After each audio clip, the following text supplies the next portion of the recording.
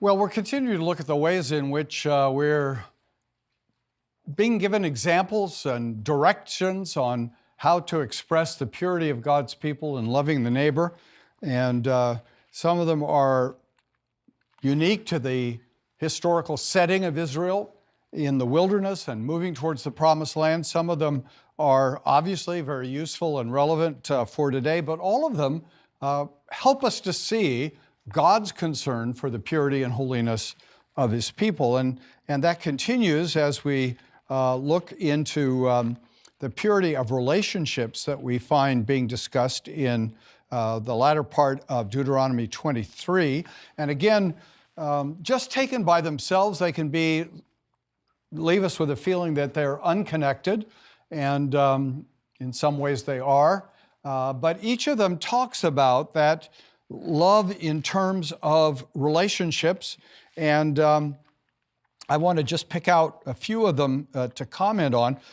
Deuteronomy 23:19 is perhaps particularly interesting for a historian because there the law says, "You shall not charge interest on loans to your brother, interest on money, interest on food, interest on anything that is lent for interest. You may charge a foreigner interest, but you may not charge your brother interest, that the Lord your God may bless you in all that you undertake in the land that you are entering to take possession of it." So here is a teaching, a clear teaching about interest, a teaching about interest that says how you treat your brother Israelite is to be different from the way in which you treat the foreigner. And whereas you can make money off the foreigner by charging interest, you may not make money off the brother by charging interest. And what that meant as Christianity became the dominant religion in the ancient Western world and on into the medieval world is that this law was taken over quite literally by the church. And the church said Christians could not charge interest to one another. Well, that very much complicated efforts at any kind of commerce or development of business, because very often to develop commerce you have to borrow money, and people aren't interested in lending you money most of the time if you're not willing to pay them some interest for that money. And so one of the ways that the medieval church got around this was they let the Jews charge interest because the Jews weren't brothers in the church. So that seemed to help things, except then, of course, the Christians resented that the Jews were charging them interest. And it contributed to the rise of anti-Semitism in the Middle Ages. So the poor Jews were sort of trapped into a role by the decision of the church, and then Christians were mad at them, really, for the decision of the church. And there was, through most of history, a profound irrationality to anti-Semitism. But even where it appeared to be somewhat rational, it was often not the fault of the Jews at all. And yet the church continued this teaching. Christians cannot charge interest to other Christians. And do you know, see, you should never listen to a professor because they always give you a test eventually. Do you know who was the first theologian in the history of the church to say that Christians may charge interest to one another? It was our friend John Calvin. John Calvin studied this passage and said, this passage is about life in the promised land. It's not life about God's people in all circumstances and all places. And Christians ought to be able to charge interest because it's just making a profit on money, the way you make a profit on any other commodity that you might sell. There's nothing wrong with making a profit as long as it's not an illegitimate profit. And so it was really amongst Calvinists for the first time in the history of the church that interest could be charged. And of course, the Catholics immediately said, well, you see, these Protestants claim to believe the Bible, but they don't really when it's inconvenient, because Deuteronomy 23 says clearly you can't charge interest. It is one of the great successes of John Calvin, he convinced everybody that they could charge interest. And so Calvinism has triumphed, you'll be glad to know, at least on this one small point. But it has led, you see, to all sorts of reflections about the nature of Calvinism. And so the great German sociologist Max Weber wrote a book, on Calvinism and the spirit of capitalism, arguing that Calvinism gave birth to capitalism. Well, I think Calvinism may get a little of the credit, not quite as much, and certainly not in the way that Weber argued. And now I'm getting way away from Deuteronomy, but it shows how these texts have a powerful life and influence not only Old Covenant people, but New Covenant people as well, and how we have to struggle to try to understand what they really mean. Then if we go down to verse 24 of chapter 23, if you go into your neighbor's vineyard, you may eat your full of grapes. I find this very encouraging because when I was a kid, my grandmother used to take me to Northern California, and we would go, you could pick boysenberries, and then she would make jam and pies if we didn't eat them before she could cook them. And we always felt slightly guilty that we thought we were putting as many in our mouths as we were putting in the bag, and thought maybe we ought to be weighed going out just the way the bags were being weighed. But here it says it's okay. It's okay to eat what you can just take with your hand. It's not okay to go into your neighbor's field with a bag and fill the bag and walk off. You can eat to satisfy your immediate hunger, but you can't take away the neighbor's produce and profit. And it's interesting, isn't it, that Jesus took this very literally. We read in Luke 6, verse 1, that when he was walking with the disciples past a grain field and they were hungry, they took a handful of grain to eat as they walked on the way, and nobody complained about that. But they did it on the Sabbath.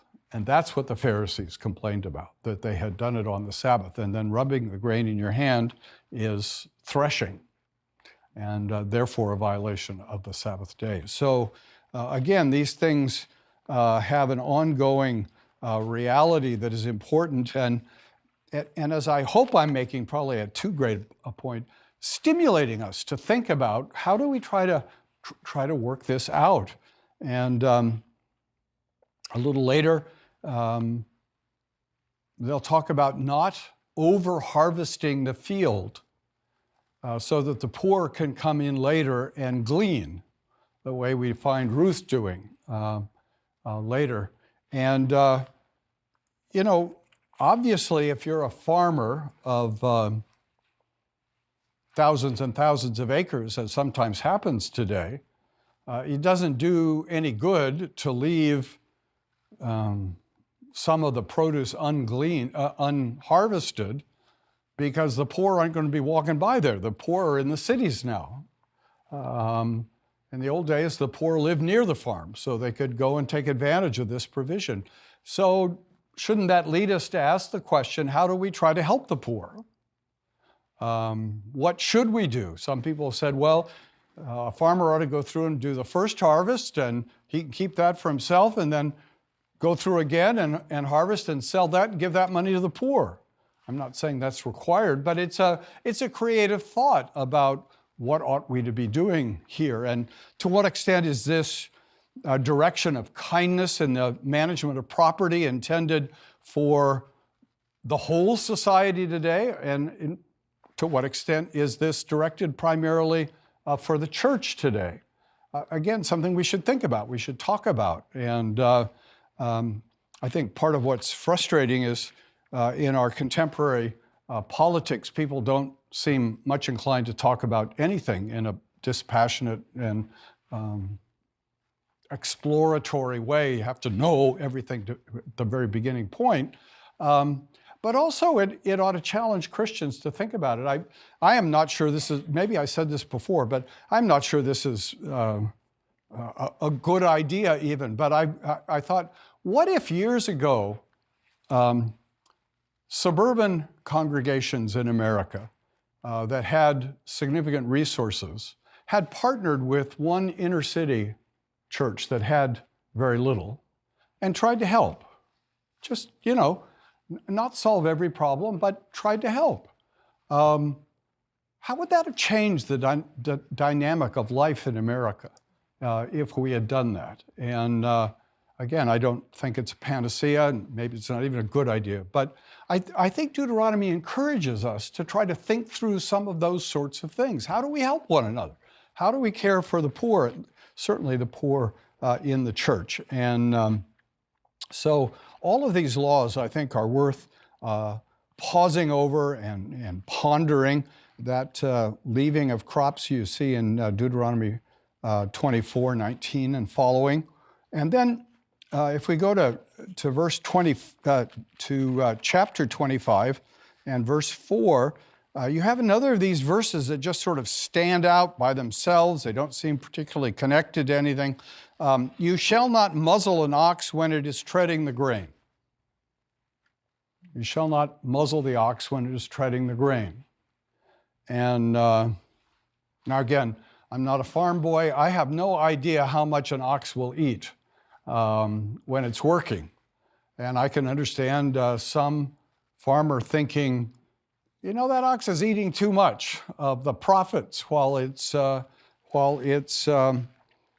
treading the grain, while it's helping with the harvest or the threshing.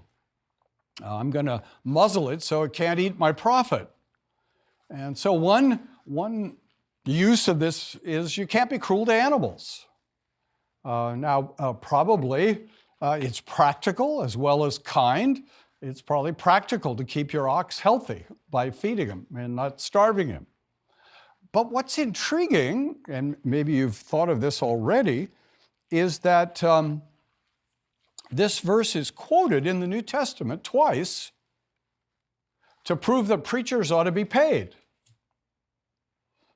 Now, you might think, what is the problem with the Apostle Paul that he's quoting Deuteronomy 25, verse 4, to prove that preachers ought to be paid? But he does that, 1 Corinthians 9:9 and 1 Timothy 5:18. Clearly, he's taking a narrowly focused law and asking, what's the principle behind it? Now, one might think, well, the principle is preachers are a bunch of dumb oxes, and that's true occasionally. But I don't think that's the point that Moses is making or Paul is inferring. What's being said here is whoever's doing the work ought to be, in some sense, compensated out of the work he's doing. Even an animal, but a human as well. There ought to be just compensation for the worker. And the old great joke at ordinations, it's always told, where people pray that the Lord would keep the preacher humble and they would keep him poor. But Paul is saying, no, the preacher deserves to be paid. Everyone deserves to be paid. It's not just the ox and the preacher that this applies to, but you see, it's a general principle that there needs to be a fairness in compensation for the workers. And so Deuteronomy, again, as I say over and over again, is constantly causing us to reflect on what is an expression of love and purity as we do our work. Now, the very last paragraph of this section on laws to the neighbor, I'm actually not sure whether it properly belongs to being the last section of love for the neighbor or the first section of warnings. I finally decided I think I'll put it in the last section of love to the neighbor, even though it's slightly strange, because if we were to do a chiastic study of these chapters, I think we could say that this last paragraph in chapter 26 has a certain kind of resonance with the first paragraph at the beginning of this section in chapter 19. The first section is on cities of refuge, where someone guilty of manslaughter, unintentional, can flee and be safe. And now at the end, it's an order to wipe out a certain person. So there's a kind of contrast between that beginning and that end. And here too is a case worth pausing and pondering. Remember, this is Deuteronomy 25, verse 17. Remember what Amalek did to you on the way as you came out of Egypt, how he attacked you on the way when you were faint and weary and cut off your tail, those who were lagging behind you, and he did not fear God. Therefore, when the Lord your God has given you rest from all your enemies around you in the land that the Lord your God is giving you for an inheritance to possess, you shall blot out the memory of Amalek from under heaven. You shall not forget. Now that may strike you as a strange way to begin a section on loving your, or to end a section on loving your neighbor. What's going on here? And here again, I think, as we reflect on this, ponder this, study it, it comes through with a message that's of some importance. When I first taught through Deuteronomy in my Sunday school class at home, I got to this paragraph and I was in a hurry and I scratched my head, so I did what every smart teacher does in a circumstance like that. I skipped it.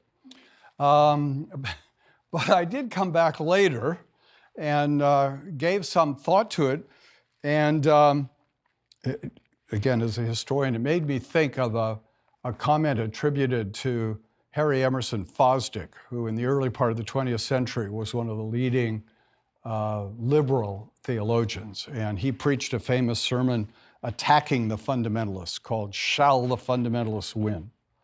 Well, he also observed once that who cares about the Jebusites? Making the point there's all this junk in the Old Testament nobody cares about, it's a waste of time. And so I titled my sermon that I preached on the Amalekites, Who Cares About the Amalekites?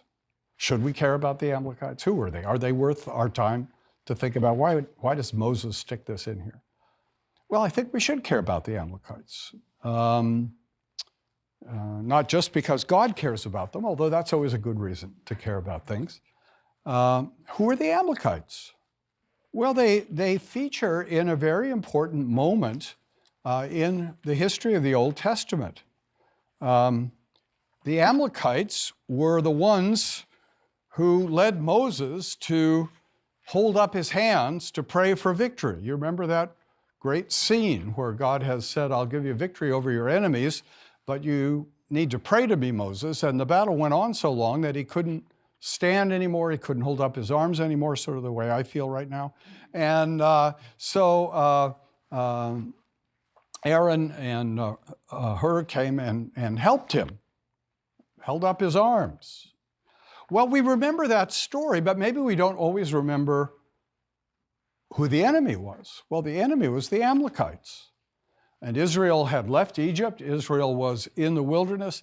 Israel was hungry and thirsty. Israel was discouraged. And in the midst of that struggle, the Amalekites are sneaking up from behind. They're not attacking from the front. They're not being brave. They're sneaking up from behind, and they're attacking stragglers in particular. And this obviously infuriates the Lord, and infuriates him in his love for his people, his desire to protect his people.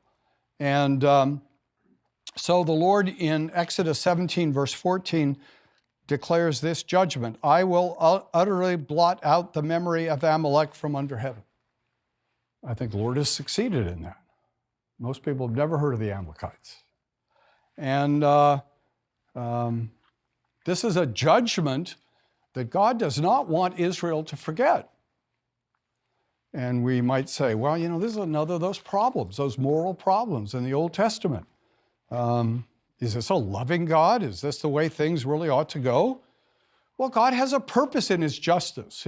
He declares clearly they deserve this as a matter of justice. They have been unjust to his people.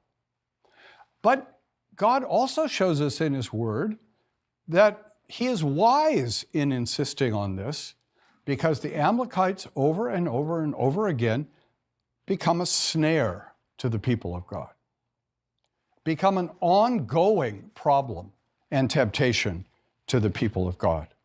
And so When we look at the book of Judges, we find that when Ehud fought against Eglon, king of Moab, who was helping Moab? It was the Amalekites. And when Gideon fought against Midian, who was helping Midian? It was the Amalekites. And then when we come to Saul, Saul fights, who does he fight? He fights the Amalekites at the order of God. And the Amalekites become a snare to Saul, because at the end of the battle, when the Lord has given Saul and Israel victory over the Amalekites, what does Saul do? He fails to carry out the judgment of God, and he spares King Agag. Maybe you remember the story of King Agag. When I started to do this study, I didn't remember that King Agag was king of the Amalekites. So it's the Amalekites again. It's Agag who is being spared. You know, kings don't like to kill kings because then some other king might kill them. And so if you're merciful to kings, kings might be merciful to you. But the Lord wanted the judgment carried out. And in one of the remarkable verses of the Old Testament, Samuel hacks Agag to pieces before the Lord. This is the judgment of God against the injustice of the Amalekites, but also against the threat, the ongoing threat that Amalek poses to Israel. And you remember what happens to Saul. Saul, at the end of his life, is defeated by the Philistines, and to avoid being captured, he tries to commit suicide, and he fails. And who kills him? An Amalekite. An Amalekite. So there's this reality that not only did Amalekites sin grievously against Israel, but the Amalekites have continued to be a snare against Israel. And at the very time in which Saul is dying and David is being raised up to fight the good fight, the Amalekites take off with some of David's wives and some of the other wives in Israel. And the Amalekites are still a burden, still a problem. And so we are told the story of how David pursues them, and David rescues those who had been captured. David despoils the Amalekites and puts an end to them and frees the prisoner and rewards the soldiers. He rewards the soldiers who went with him, and he rewards the soldiers who didn't go with him. The soldiers who fought were annoyed, but David said, all of God's people will profit from this victory. Now, what does that say? You see, that too is a picture of the triumph of our Christ. Our Christ triumphs over his enemies, he despoils his enemies, and he gives gifts to men. And so, again, this little paragraph that seems kind of heartless and seems kind of pointless and certainly seems irrelevant to us, in point of fact, is pointing to an important thread that God weaves through the tapestry of Scripture, so that the details of Scripture, as we explore them, almost always lead us to greater and greater insight into God and into his ways and into his redemption of his people. And we ought to care about the Amalekites. Maybe not a lot, but to somewhat, because what God says in his word is important and remains important to us to this day. So as we bring this to a close, we've looked at these laws to love the neighbor, laws of purity, laws of protection, laws of separation, and all of them to make his people holy before the world. And so next time we'll go on to look at the next section, a section of warnings to the people of God.